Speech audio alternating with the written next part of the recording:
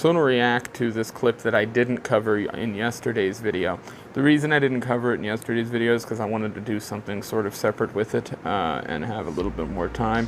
But this clip, which I'm linking down below how I found it from a Twitter account here, this is from the same stream in which Eric banned Ethan Van Sciver and ranted about Vito Gesualdi's book, Super Killer, and so I wanted to kind of cover this because in it he sort of lays out this theory on why EVS is siding with haters, and I find it quite interesting. So here's the clip, and then we're going to talk about it. We have maybe that's why a certain someone was co-signing haters and doing bitch-made shit because they felt you weren't putting them on enough.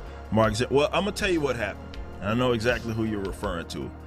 It was a window of opportunity because, and I don't think this was at no fault of the customers. What happened is that Rippaverse came through, and I think and I can see where that can be annoying. But Rippaverse came through, and there's a guy who was doing his thing, and because people kept, definitely with the success of the first campaign, they kept, in the delivery of it, they kept comparing. And what happened is that person took that person to lead. And so with the recent goofball shit, that was coordinated. It wasn't just random, right? It was like, hey, this is the opportunity to take this guy down a peg, and he took it. That was all that this was. That was they took it. They thought that this was, hey, it was blood in the water. I could kind of get back in this like more hierarchical sort of position that I was in, whatever you want to call it, or establish that position in that hierarchy that's in their mind. It's not me, because I don't care about that. I never cared about being the top dog. Like, I don't give a shit about that. And they looked at like, hey, this is a way that I can present myself as better while also bringing this person down. That's all this was. It was about ego. That's 100% what this was. It was about ego. It had nothing to do with nothing else. So yeah, obviously, to your point, yeah, it wasn't an accident. You know what I mean? That there was a, to your point, maybe that's the reason why a certain someone was co-signing haters and doing bitch-made shit. That's why they did the bitch-made shit that you're referring to. So yeah, that's all that it was. All that it ever was. So in case you don't know, EVS, Ethan Van Sciver, put out a DM that he received from Eric July. Now in context, I think this message shows exactly that ego that Eric is talking about, and it's not on the side of Ethan Van Sciver, rather it's on the side of Eric July.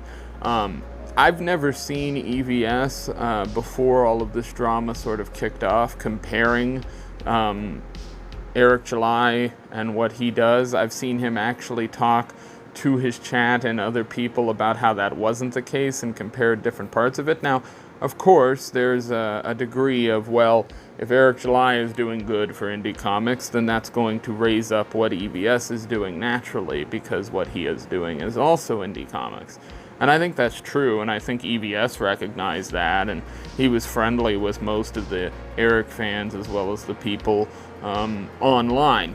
That sort of changed to an extent when Dick came along and the criticism was launched against ISOM, and rather than react to that sort of naturally and take it with stride, Eric went on things like the Flashcast and other podcasts and did the opposite, specifically the Flashcast episode, which I believe Ethan and Dick were both on, and at times Ethan was agreeing with Dick Masterson, and I think that was one of the things that ultimately infuriated Eric.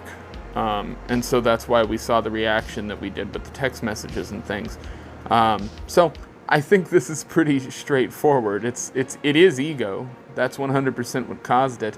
A matter of fact, I saw a reply on Twitter that I'm going to put up on screen here that was basically saying exactly that, and I think he's 100% right. It was somebody I just had on my show. The name is escaping me, but I will put it on screen and leave it in the description with the other tweet.